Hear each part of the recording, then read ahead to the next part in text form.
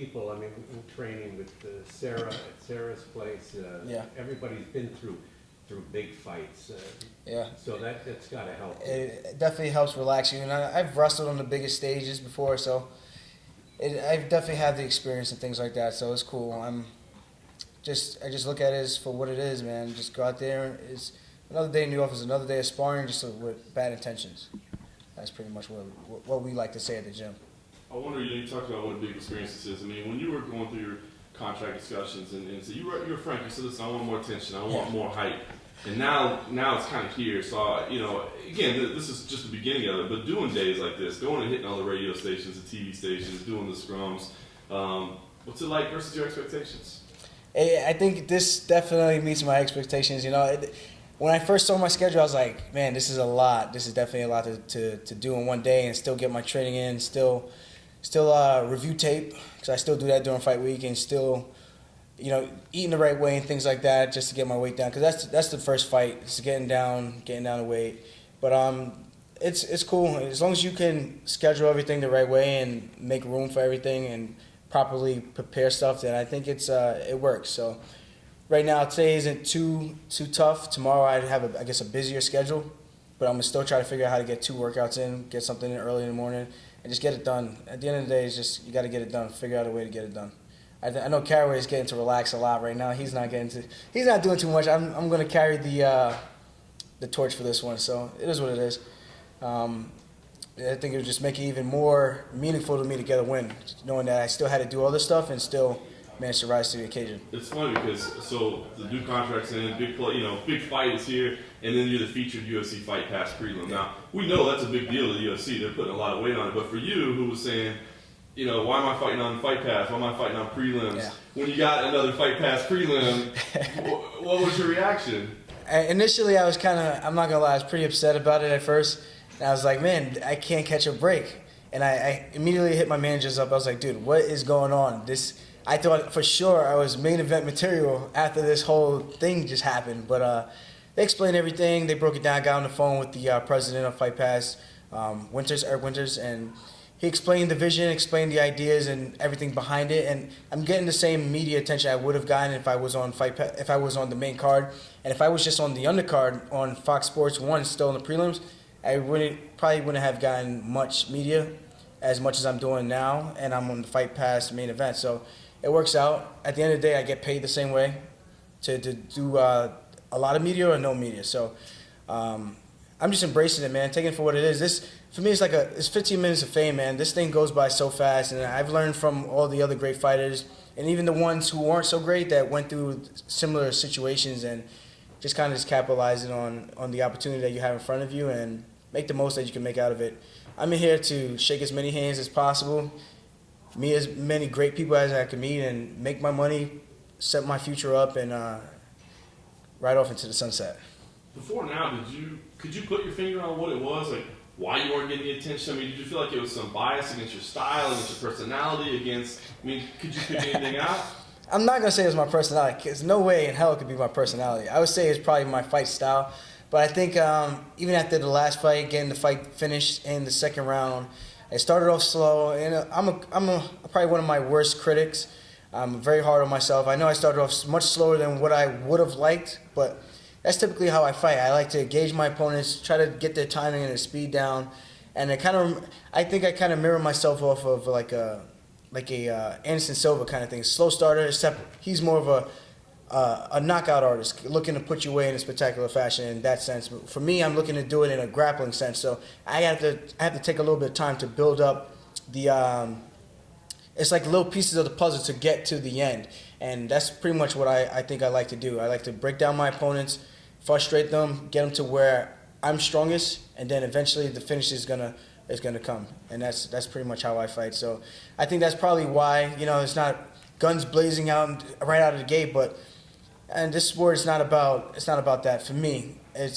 I want to please the fans, but I think the fans are pleased with me getting the finish. I think when the finish does formulate, then it's like, wow, that was pretty cool to watch. It's funny because I wonder, as you're going along, if you feel like there's a need. I think it's a guy like Demian Maia, who had incredible jiu-jitsu, and then at one point in his career, he felt like he had to please fans by being a stand-up artist, and then he finally realized, hell with that. I'm just gonna go back to what I was doing, and it's working really well for him. So you're a young guy, you haven't gone through all that yet, but do you feel the pressure to be like, maybe I need to show more of a stand-up game? You know, people like two dudes just going in there and standing and banging, or do you feel like I'm really damn good at what I do? I got to stick with what got me here.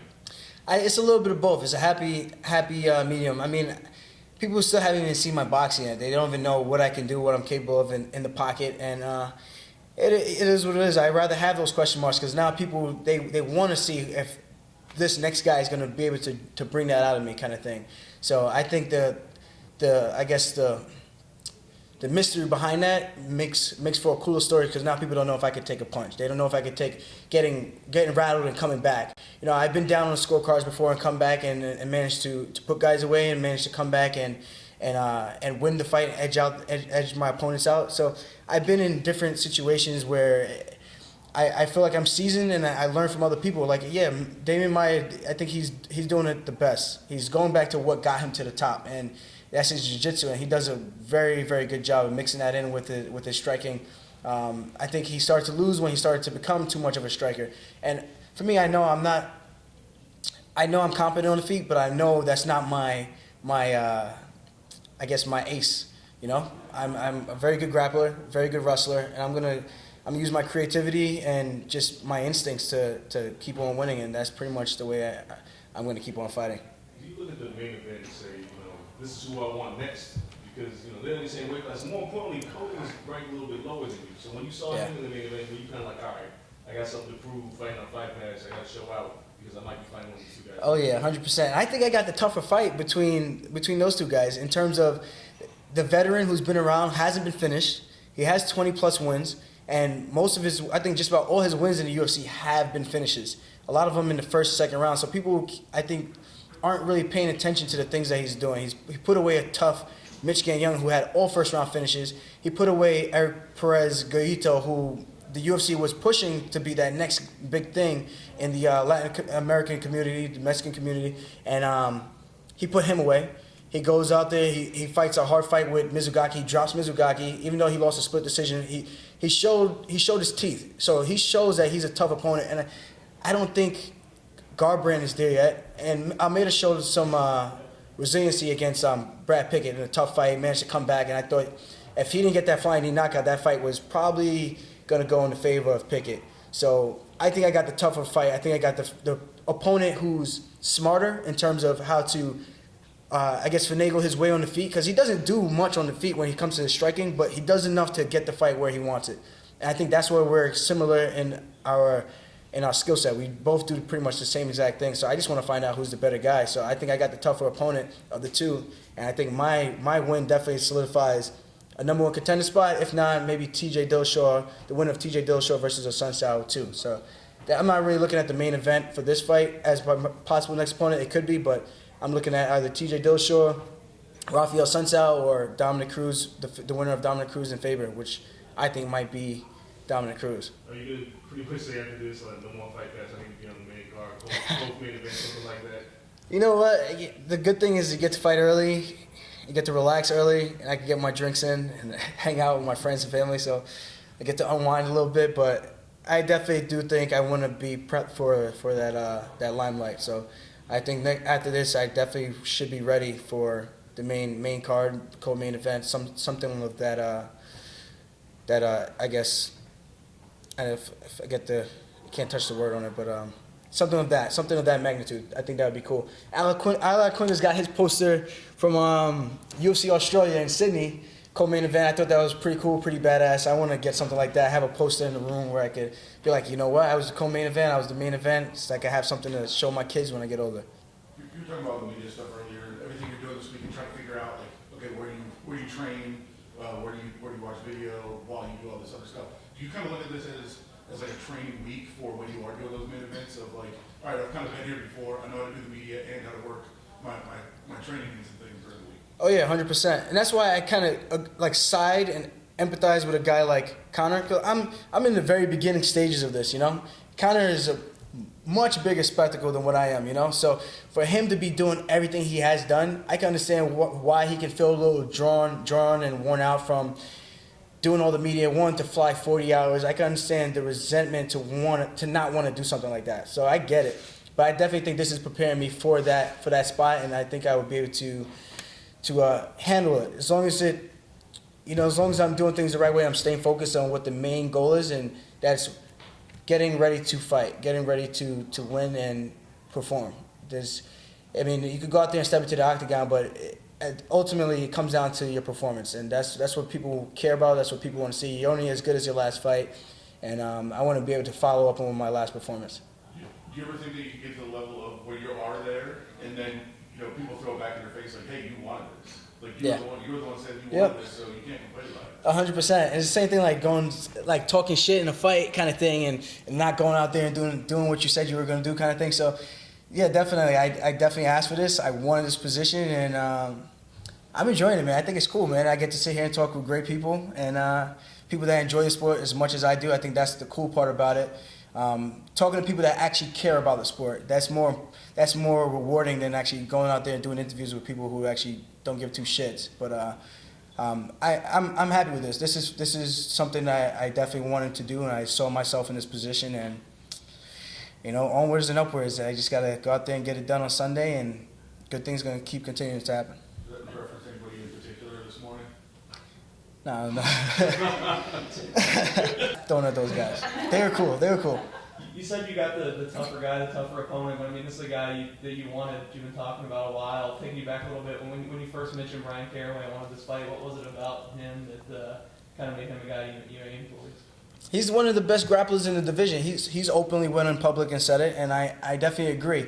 The things he's been able to do, the positions he's been able to get out of, if you watch some of the scrambles he's gotten into and how he's able to get out of back takes or in bad positions, the things he had Mark Hominick in a ton of trouble. I know Mark Hominick's retired now and everything, but if you go back and watch his fights, he's one of the elite guys that does what I do, good in the same department as myself. So for me to challenge myself against someone like that, I'm putting myself at a disadvantage where I could go fight a striker. I could go fight another guy who's willing to just stand up and swing at my head. I'm just going to take him down and do the same thing, backpack him like a freaking human Jansport and just wrap him up and look for the submission. So this is more of a challenge for me. I want to challenge myself because ultimately if I can't beat Brian Caraway, how the hell am I going to be a Dillashaw? How the hell am I going to be a Dominic Cruz and a Faber? That's the way I'm looking at this. So this is all about the test.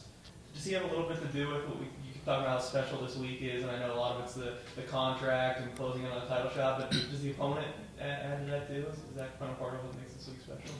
Yeah, definitely. I actually got into the UFC because of Brian Caraway. He actually pulled out a fight with Lucas Martins. I took the fight on about 4.5 weeks' notice, and I'm sitting home drinking a beer, and it's like, Brian Caraway's out, you're in. I was like, of course, I'm your guy, sign me up. And I think it's just kind of came full circle. Like the way I got in, now I'm challenging the guy who ultimately got me in, gave me the chance to fight for the company. So I'm definitely happy in that regards. And again, it's just about the competition. It's just about the test. I have no ill will towards the guy.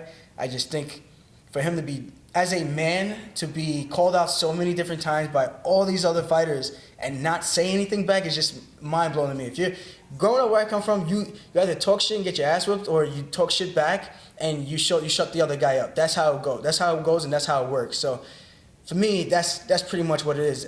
I got guys calling me out who aren't even ranked, and I'm like, I'm gonna say something back to you. Don't think I'm gonna accept the fight, but I'm gonna say something back to you, let you know that I'm here, and you ain't gonna talk to me like that, just based on me having my character and just based on the person I am, the way I grew up. So I just think it's just strange, man. Grow a set of balls. I don't know.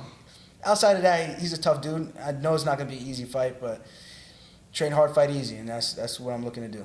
I know you said you're leaning Dominic next week, but I was wondering, can you talk a little bit more? What do you expect from the fight? And are you going to be there? What's your plans for? I'm definitely going to be in attendance for Cruz versus Faber 3. Faber's looking good right now. I seen him hitting pads. I seen he's looking pretty lean, pretty cut up right now. I just don't know if it's going to be enough, if he can change up his game enough so that he can beat Cruz. And I think that's pretty much what it comes down to. He had a tough fight with Frankie Saenz.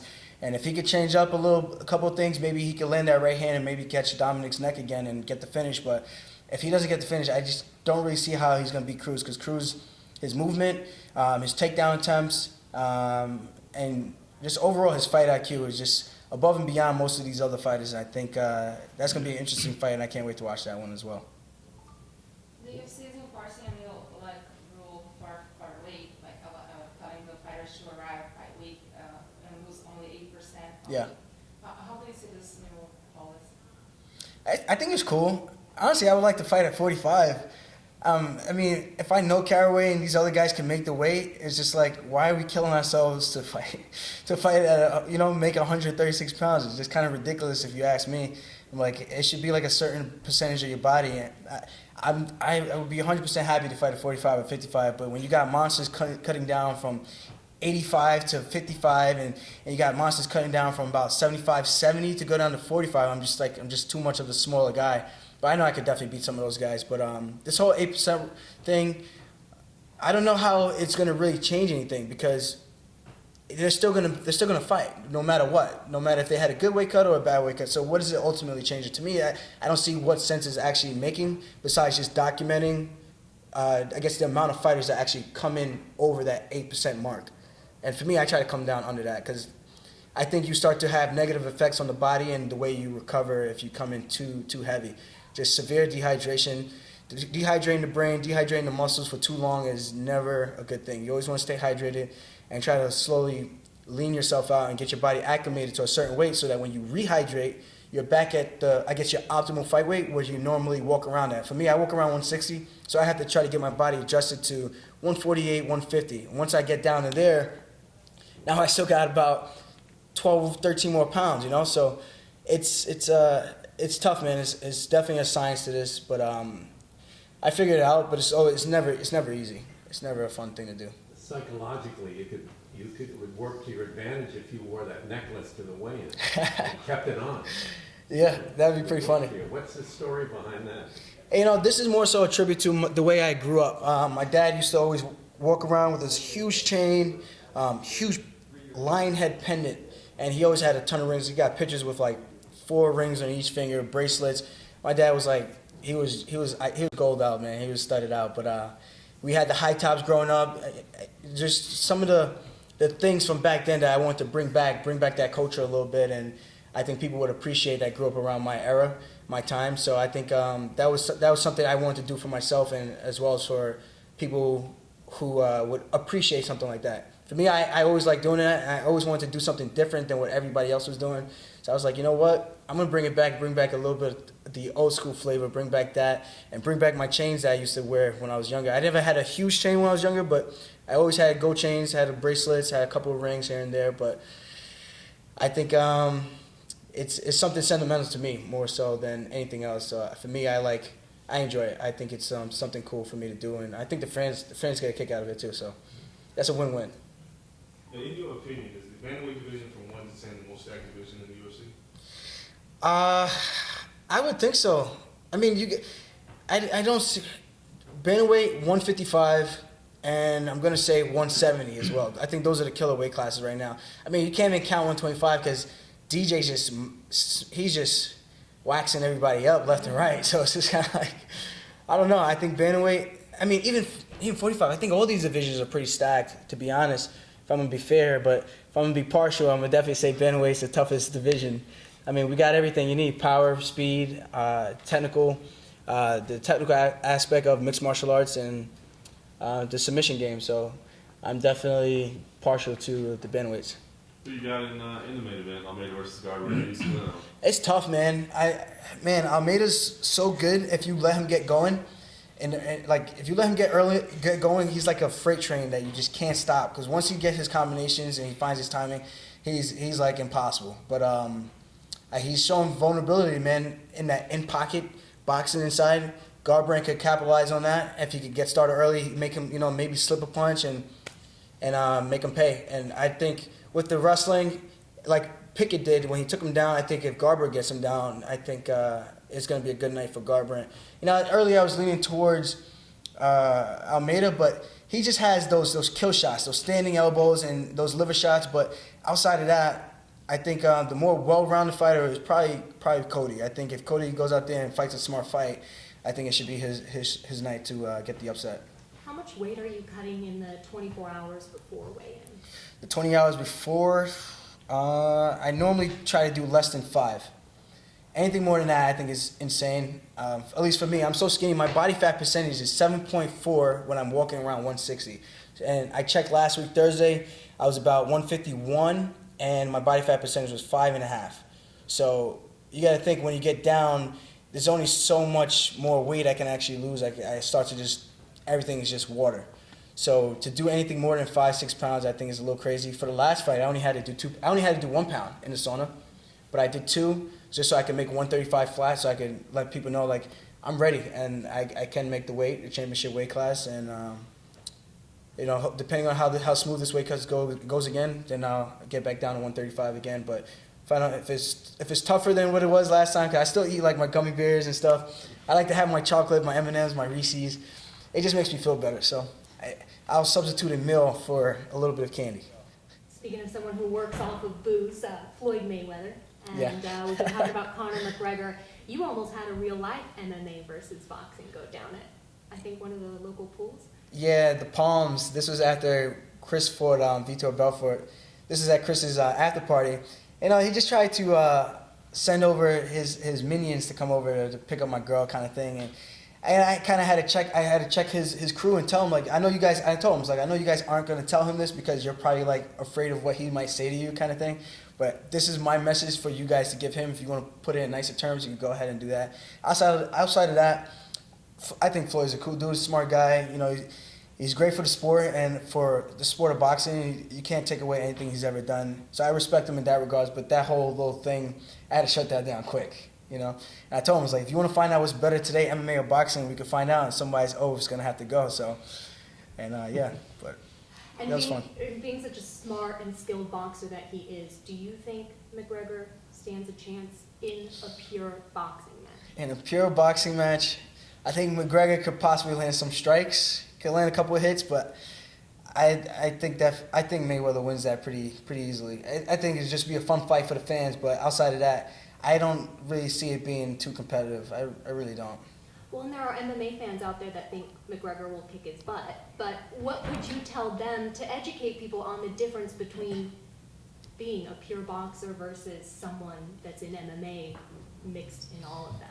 What's it, like 12? It's like 12 3-minute rounds, right? So Yeah. you got that aspect. You got the greatest fighter of one of the greatest fighters of all time that you're going to fight who does this religiously versus a guy who's a skilled striker in MMA, but he utilizes a different boxing stance, what's more suitable for an MMA fight than what it is for a boxing fight. So just those couple of things, it just changes the whole dynamic of the fight game. So for them to have an actual boxing match, I just think it's completely different. It's like comparing apples and oranges. You're just not going to be able to come in there with a high guard and think you're going to fight a lower stance boxer who's probably pound for pound one of the fastest strikers out there. It doesn't make any sense. You can't say this guy is going to beat this guy. Like, I know McGregor started as a boxer, and don't get me wrong, I think he's definitely got some power in his hands. He's definitely got good timing and things like that, but it's just night and day, man. He shut down Pacquiao. He shut down Canelo. He shut down all these guys. I just can't see how it would be any different with Conor. Would you want to fight Floyd? Oh, yeah, I'll fight Floyd. One, it's a big check, and two, I'll fight Floyd. I'm not afraid of a competition. There's no way I'll turn down a fight like that. That's like a dream come true fight, you know? That's like something you say, like, you know, I fought one of the greatest guys of all time, so that would be something I would definitely love to do. People would probably be like, oh, you won't last one round, but you don't know that. I think I'm pretty smart when it comes to strategizing as well. I mean, Mayweather's not like looking like he's trying to knock anybody out there anyway, so I think I could hold my own a little bit in there. In a boxing match? In a boxing match. MMA, I'd definitely choke that guy out. Rip his head off. Who was the greatest fighter of the whole time in the UFC, though? In the UFC, in my opinion, based on just credentials, are we going by credentials? If we're going to go by credentials, I'm going to have to say it's probably a toss-up between Anderson Silva and I want to say maybe even BJ Penn. Just the things that they have accomplished during their era and their time. So if we're going to go by now, and it's just different. It's just hard to compare those two eras. It's a completely different time frame, you know. But the things that those guys have done back then is just, I don't think it's like second to none. I don't think anybody has pulled off the things that those guys were able to accomplish. And yeah, I think it's a toss. I think I'm gonna go with Anderson Silva. What was it like being around Chris Weidman? Because he was like obsessed with the fight, and then of course he got injured. What was the mood there? You know what? I found out pretty much through the media about the fight being off, but I knew about his injuries a little bit earlier than most people did. And Chris is just one of those guys. He's just so tough. He tried everything he possibly could to make sure he could get to that fight. And he just told him, he told us, he told the coaches, he was like, I'm fighting this guy no matter what. I'm fighting this guy June 4th. I'm getting my belt back without a doubt. And I never seen him look any more motivated, as good as he did in terms of conditioning, everything. Everything was looking like it was firing on all cylinders. And then the injury just happened.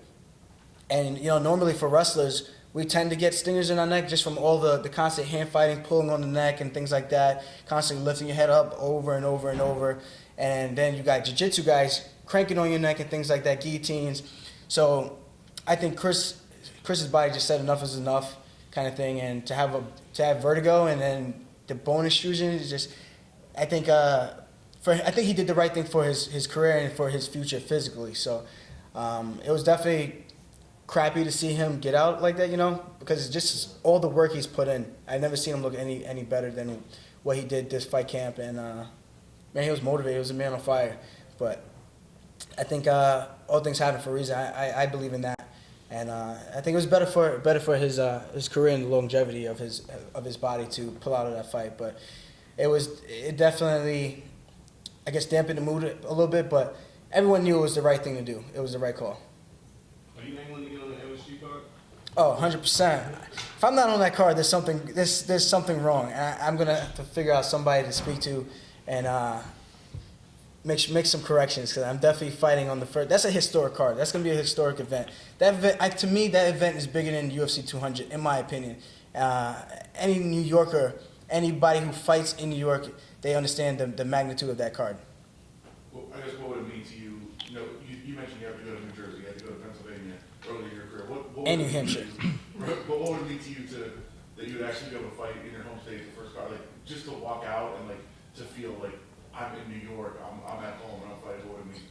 It would mean that would be huge. If you know, actually, I'm gonna put positive energy into the atmosphere, into the universe. When I fight on that card, I think I'm gonna take the train over there, like for Fight Night, like just a casual thing. Take the train over to MSG and get ready with my team. I think it's gonna be it's gonna be surreal, man. It's like just thinking about it. Whenever I go to like any of the events, any of the games, and to just look in the middle of the arena and look around and just check out the venue, I'm like, man, to have an event here would be absolutely insane. And I can just picture the octagon right there in the middle, and Bruce Buffer announcing our names and everything. I'm just like, this would be something crazy. This would be epic. It's one of those times where you can use the word epic. I think it would be something memorable for sure for me. Going back to when you were breaking down the Garbrandt and Almeida fight, were you surprised? I know you follow the division closely, obviously. Were you surprised that fight was made, considering they're both unbeaten, both kind of on that upward trajectory, and you're going to get rid of maybe one of the rising contenders there? Were you surprised when they got booked? Yeah, man. 2 contenders got to go. One in my bout and one in that bout. So I was actually really surprised. I thought they were going to play it up a little bit differently, but I don't know if somebody asked for that fight specifically. So maybe one of them wanted that fight, or maybe they wanted. I don't know. Maybe I don't know how that fight happened, but it did. I'm excited about it. I think it's a great fight. Like I said, it's 2 strikers. So who doesn't like watching a great striking fight? It's just, yeah. I guess that's pretty much all I have to say on that. And for you, with getting right, you mentioned how many people have been calling him out. You mentioned his name. A lot of guys mentioned his name. To me, it always seemed like it was a guy with a name who everybody thought was an easy matchup. That's not the case then, because you said you think it's a pretty tough matchup? No, definitely. Any hardcore MMA fan who actually watches all the fights and actually follow any of these guys' careers and see the guys that they've fought and beaten, they know this is not an easy fight for sure. Mizugaki has been around the world he's been around fighting the best of the best. He's only been finished 3 times. I think I was the 3rd person to finish him. And he went a split decision with Mizugaki. Mizugaki's beating the who's of the division, you know. So you take a guy like Brian Caraway who's going head to head, toe to toe with this guy. He's going head to head with Rafael Sunsao. These are the best guys. Rafael Sunsao's on a 7-fight win streak. So when you take into account the guys that they're beating, I know you can't do MMA math, but you can see the things that these guys are able to do in an actual fight. And that's where I get off saying like the scrambles, the takedowns he was able to hit on Rafael Sunsao.